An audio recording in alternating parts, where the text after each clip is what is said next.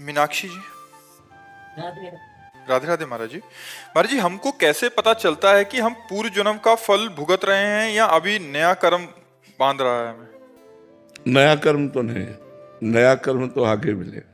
पूर्व जन्म का ही सुख और दुख भोगना पड़ता है। नया कर्म जैसे अभी आप बिहारी जी को 56 भोग लगाओ तो एक बहुत बड़ा पुण्य हुआ, लेकिन हो सकता है उसी समय तुम्हारी जेब कट जाए। हो सकता है कि दूसरे दिन से आपको दुख मिलना शुरू हुए तो आपको लगेगा बिहारी जी के 56 भोग का फल नहीं मिला। नहीं, वो फल समय पर मिलेगा। जब समय आएगा उसका और वो फलीभूत होगा तब आपको आनंद प्रदान कर देगा। अभी हमारा ये शरीर जो रचा है ये पूर्व जन्म के कर्मों के अनुसार रचा है। जो कर्म कर रहे हैं वो तो अब हम कर रहे हैं, लेकिन आज हमको क्या दुख सुख प्राप्त होगा ये पहले से रच गया है। जब शरीर रचना हुई थी तो जन्म से मृत्यु तक क्या दुख सुख मिलेगा ये पहले ही रच गया है। अब हम नया कर्म भजन करके पूर्व के कर्मों को भोगते हुए भगवान की प्राप्ति कर सकते हैं। पूर्व के कर्मों को मिटा दे ऐसी बात नहीं है। नहीं, बड़े बड़े संतों में रोग ना होते, वो भजन के बल से निरोग और स्वस्थ होते। लेकिन बड़े बड़े महापुरुषों में देखा गया किसी को कैंसर, किसी को अमुक बीमारी, किसी को अमुक बीमारी। तो ये शरीर की रचना के समय ही लिख गया था कि आपके शरीर को इस अवस्था में ये दुख भोगना पड़ेगा।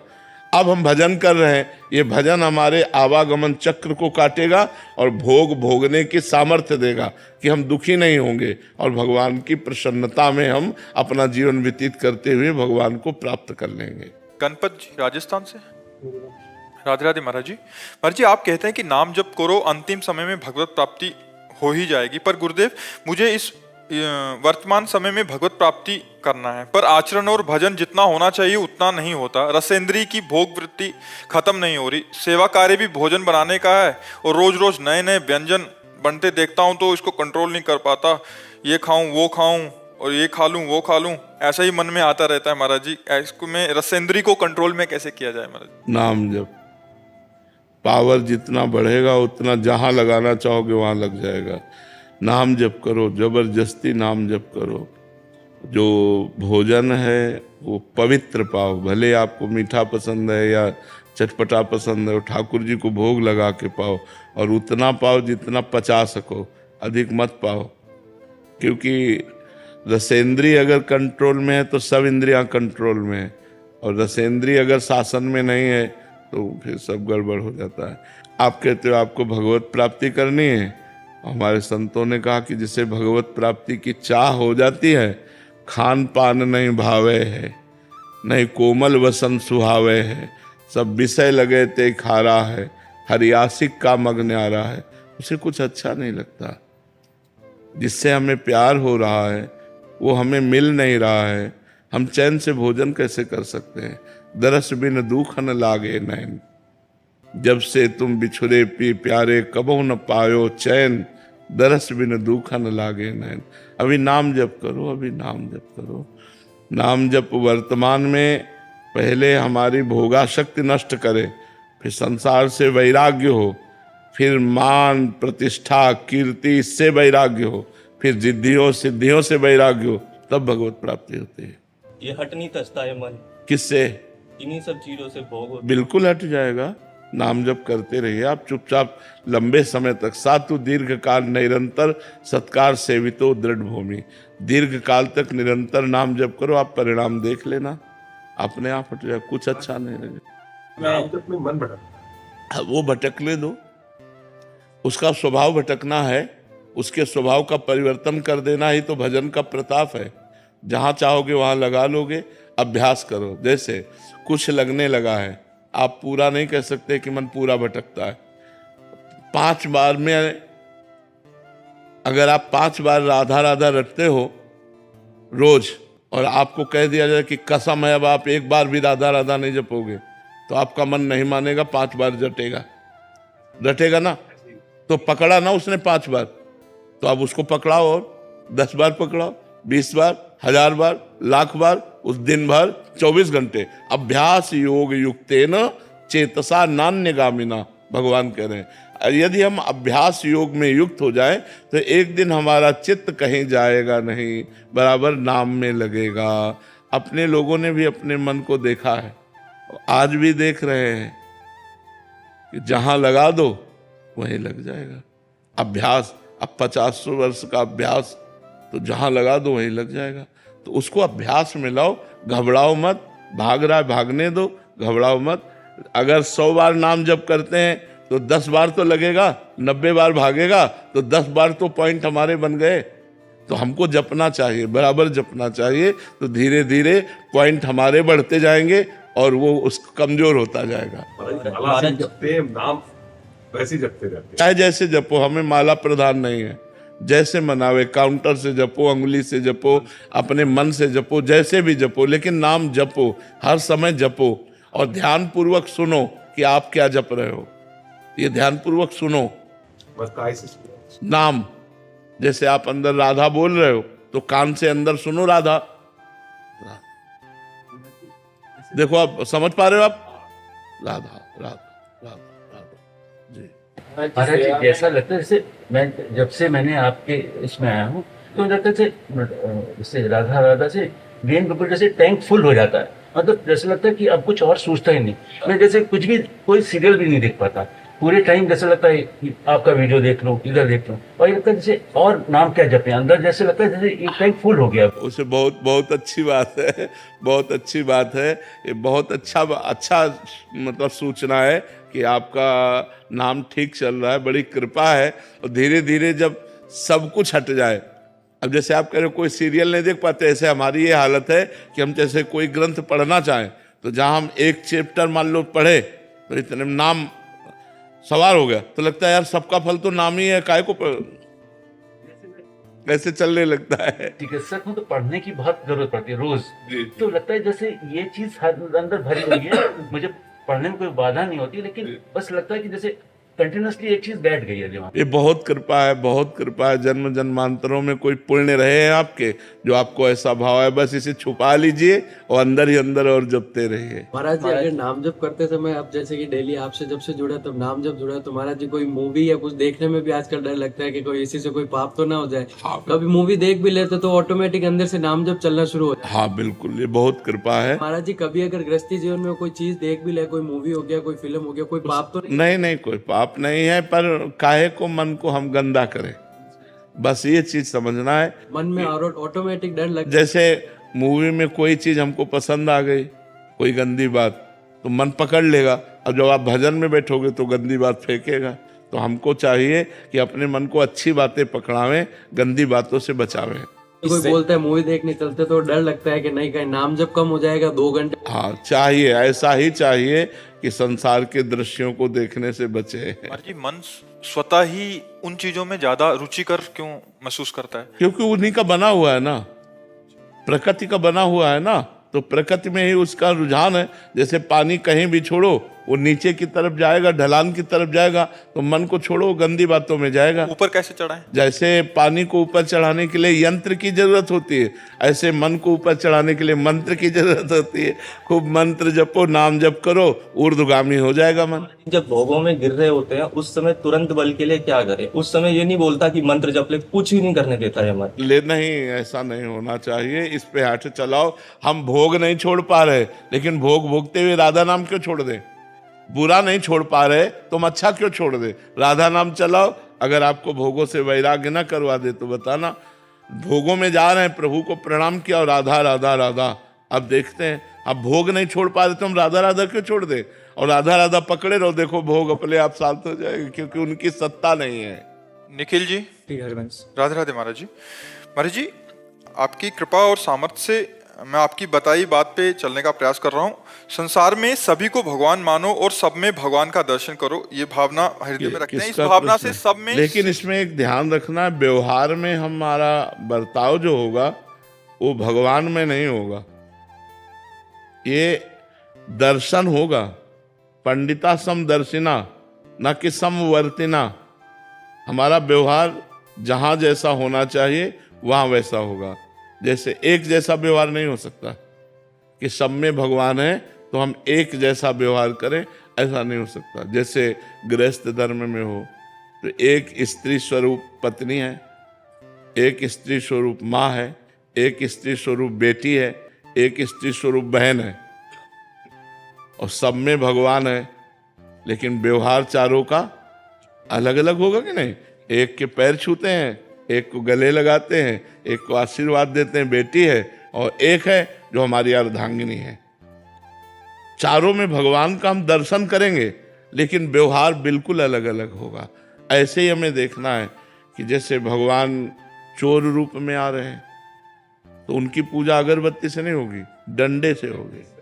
डंडा रूपी भगवान से चोर रूपी भगवान की पूजा होगी। भगवान रोग रूप से आ रहे हैं, तो औषधि रूपी, हाँ, तो ये हमको थोड़ा विवेक रखना पड़ेगा कि अब सब में भगवान है।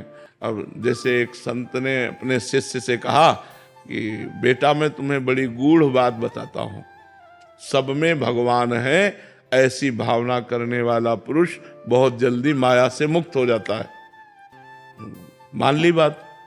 अब एक दिन एक पागल हाथी आ रहा था, महावत उसको अंकुश में बार बार कर रहा था, कंट्रोल में नहीं था। दूर से देखा, बोले बाबा जी भाग, हाथी पागल है। तो उनका सब में भगवान है। हाथी ने सूंड में लपेटा, उठा के पटक दिया, उनके हाथ पैर टूट गए। अब वो लद के गुरु जी के पास गए, बोले बेटा ये कैसे हो गया? बोले आपके उपदेश से हुआ। बोले आपके उपदेश से हुआ। बोले क्या? बोले आपने कहा था सब में भगवान है, तो हमने हाथी में भी भगवान देखा। हाथी बोले किसी ने कुछ कहा नहीं? बोले महावत तो चिल्ला चिल्ला के कह रहा था। तो बोले महावत में भगवान नहीं देखा? महावत एक रूप में भगवान कह रहे हट जा हाथी पागल है, तो वो भी बात तो मानो कि भगवान ऐसा कह रहे। तो थोड़ा विवेक की जरूरत है। अब ऐसा नहीं साफ फुसकार कह रहे बोले आओ भगवान, तो वो भगवान काट ही लेंगे आपको। हाँ, अलग अलग भगवान के रूप है, तो अलग अलग उनकी पूजा भी है, ये बात समझनी है। महाराज जी, इस पर सब में दोष दर्शन सा दिखाई देता है। नहीं, दोष दर्शन नहीं है, दोष दर्शन नहीं है, स्वभाव का खेल है। जैसे आप गंदे आचरण करते हो तो हम आपको भगवान के भाव से मानेंगे, लेकिन आपसे मित्रता नहीं करेंगे, आपसे बात नहीं करेंगे, आपसे व्यवहार नहीं करेंगे। दर्शन हमारा होगा कि आप में भी भगवान है, पावर वही है, परमात्मा ही है, लेकिन आप गलत आचरण करते, इसलिए हमारी आपकी दोस्ती नहीं हो सकती, हमारा आपका व्यवहार नहीं हो सकता। ये बात है। हमें दोष दर्शन नहीं करना है, लेकिन हमें संग भी नहीं करना है। गुरुदेव, जैसे कोई हमारे साथ ऐसा व्यवहार करता है, हम के प्रति मतलब भगवान का वो रखते हैं मन में, लेकिन हम अपने मन को समझाते हैं, लेकिन मन फिर बहुत जलता है, मतलब हाँ, मन जलता है, वो हमारे लिए बहुत बढ़िया है, क्योंकि जब मन जलता है तो हम निष्पाप होते हैं और हमारी समझ थोड़ी कमजोर है, इसलिए जलता है। पावर भगवान है, लेकिन पावर का प्रयोग कहाँ हो रहा है? दुष्टता में। पावर का प्रयोग हो रहा है प्रतिकूलता में, पावर का प्रयोग हो रहा है राक्षसी भाव में, तो हमारा मन तो जलेगा ही उसके संसर्ग में आने पर। वो भगवान है, पर उसका जो प्रयोग, जैसे बिजली है, हम बिल्कुल सरल भाषा में समझाते हैं, इसमें है एसी में तो हमें सुख दे रहे, लेकिन हीटर लगा दो आज तो दुख देगा ना, लेकिन कल हीटर लगाना जब सर्दी आ गई तो सुख देगा ना। तो बिजली दोनों में एक है, एक गर्म फेंक रही हवा और एक ठंडी फेंक रही हवा। तो ऐसे ही पावर भगवान सब में समान रूप से है। अब दुष्ट खोपड़ी में गए तो वही पावर दुष्टता का, साधु खोपड़ी में गई तो वही पावर साधुता का। तो हम व्यवहार को देख करके ऐसा लगता है ऐसा आदमी भगवान कैसे हो सकता है, लेकिन हम पावर को देखें, व्यवहार को ना देखें, तो हम देखेंगे कि सब में पावर तो परमात्मा ही है। ये बात समझो। पंडिता समदर्शिना, समदर्शन करना है। व्यवहार में सम बर्ताव नहीं हो सकता, व्यवहार में अलग अलग बर्ताव होगा। जैसे भगवान ने गीता जी में कहा, विद्या विनय संपन्ने ब्राह्मणे गविहस्तनी स्वनीचय सुपाके चा पंडिता समदर्शिना। वही पंडित है, वही ज्ञानी है जो समदर्शी है। समदर्शी क्या? विद्या विनय संपन्न ब्राह्मण में, गाय में, कुत्ते में, चांडाल में, हाथी में एक ही परमात्मा को देखता है, वही ज्ञानी है। तो लेकिन बर्ताव हम नहीं कह सकते। जैसे गाय है और उसमें आया सुनी, कुत्ता है, तो अब गाय का तो हम दूध पीते हैं और गोबर से लीपते हैं, लेकिन क्या जो हम गाय के साथ व्यवहार करते हैं, क्या वही कुत्ते के साथ व्यवहार हो सकता है? कुत्ते के गोबर से लीप तो नहीं सकते ना। लेकिन जो गाय में परमात्मा है वही कुत्ते में परमात्मा है। व्यवहार में अंतर होगा, व्यवहार में अंतर होगा, लेकिन दर्शन में अंतर नहीं होगा। तो हमें दर्शन में अंतर नहीं होने देना है, व्यवहार में तो अंतर बना रहेगा। पारुल मिश्रा जी चंडीगढ़ से। हरिवंश। श्री हरिवंश महाराज जी, गुरु जी इस मन को और आत्मा को सदैव आपके चरणों में लगाए रखने की पूरी कोशिश करते हैं, गुरु चरणों में आपके कहे वचनों का सदैव पालन करने का भी प्रयास करते हैं। महाराज जी आपसे सुना है कि अपने कर्मों को भगवत समर्पण करना चाहिए। गुरु जी हम अपने कर्मों में ये कैसे भेद करें कि ये मैं कर रही हूँ, यानी मेरे पाप पुण्य हैं या प्रारब्ध हैं मुझसे करा रहे हैं, या मेरी नहीं, देखो, प्रारब्ध से पाप कर्म नहीं होता, प्रारब्ध से पाप कर्म का भोग दुख होता है। अब जो पाप कर्म कर रहे हैं वो प्रारब्ध से नहीं है, वो कामना से है, वो वासना से है, वो अज्ञान से है, वो मूर्खता से है। ये समझना, क्रियमाण प्रारब्ध से नहीं होता। प्रारब्ध केवल दो ही कार्य करेगा, आपके अच्छे कर्मों का पूर्व का वो सुख निर्माण करेगा और बुरे कर्मों का फल दुख निर्माण करेगा। लेकिन आपसे पाप कर्म या पुण्य कर्म, ये विवेक और अविवेक, विवेक है तो आप पुण्य कर्म करेंगे, अविवेक है तो पाप कर्म करेंगे। ये नए कर्म होंगे, ये प्रारब्ध से नहीं होंगे। प्रारब्ध से कर्म नहीं होते, प्रारब्ध फल होता है। प्रारब्ध फल आता है कि आप जैसे बहुत बढ़िया पढ़ लेते हो, पढ़ लिख करके बहुत आपको डिग्री प्राप्त है, लेकिन नौकरी नहीं मिल रही। प्रारब्ध आपका बुरा है तो आपको सफल नहीं होने दे रहा।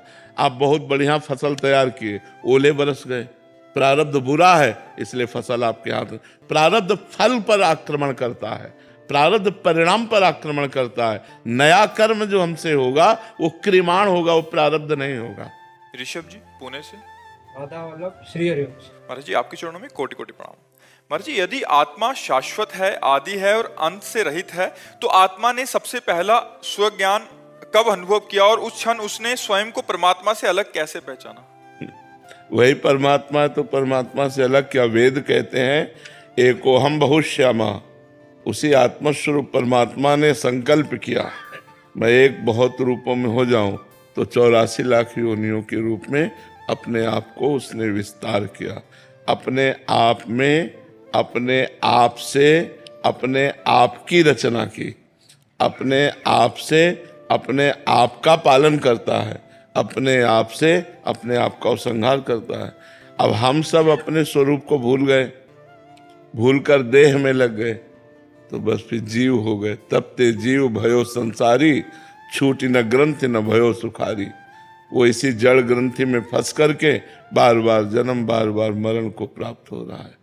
उसकी तिथि तारीख ने किसको पता होगा? उस परब्रह्म परमात्मा के संकल्प को किस तारीख को किया, क्योंकि उसी ने किया ना। अगर कोई उस समय दूसरा होता तो लिखता, वही अपने आप से अपने आप का विस्मरण कराना माया का कार्य है। वही आत्मस्वरूप पर ब्रह्म परमात्मा अपने आप को एकोहम बहुश्यामा, मैं एक बहुत रूपों में हो जाऊं, ऐसा संकल्प किया। और इन रूपों में वही पृथ्वी, वही आकाश, वही सूर्य, वही चंद्र, वही नक्षत्र, वही जड़, वही चैतन्य, वही लोक परलोक, स्त्री पुरुष, सब वही परमात्मा बना है। वासना वासुदेवस्य वासितम भुवनत्रयम् सर्वभूत निवासोस्मि वासुदेव नमोस्तुते। वो वासुदेव अपनी वासना से ही संपूर्ण त्रिभुवन को प्रकाशित कर दिया, अपने आप से अपने आप को प्रकाशित कर दिया, और अपने आप में वो खेल रहा है, दूसरा कोई नहीं। अब ये बात न जानने के कारण हम अपने को दूसरा मानते हैं, हम अपने को दूसरा मानते हैं, अपने को दूसरा मानते हैं। अब ये इसी द्वैत से भय और मृत्यु को प्राप्त हो रहा है। अजर अमर अविनाशी मृत्यु को प्राप्त हो रहा है, बुढ़ापे को प्राप्त हो रहा है, विनाश को प्राप्त हो रहा है। इसीलिए साधना की जाती है कि हम अपने स्वरूप को जान जाएं। भजन किया जाता है तो खूब भजन करो, शास्त्र स्वाध्याय करो, संतों का संग करो, पवित्र भोजन करो, पवित्र आचरण करो, तब आप उस परम पवित्र परमात्मा की तरफ चल पाएंगे।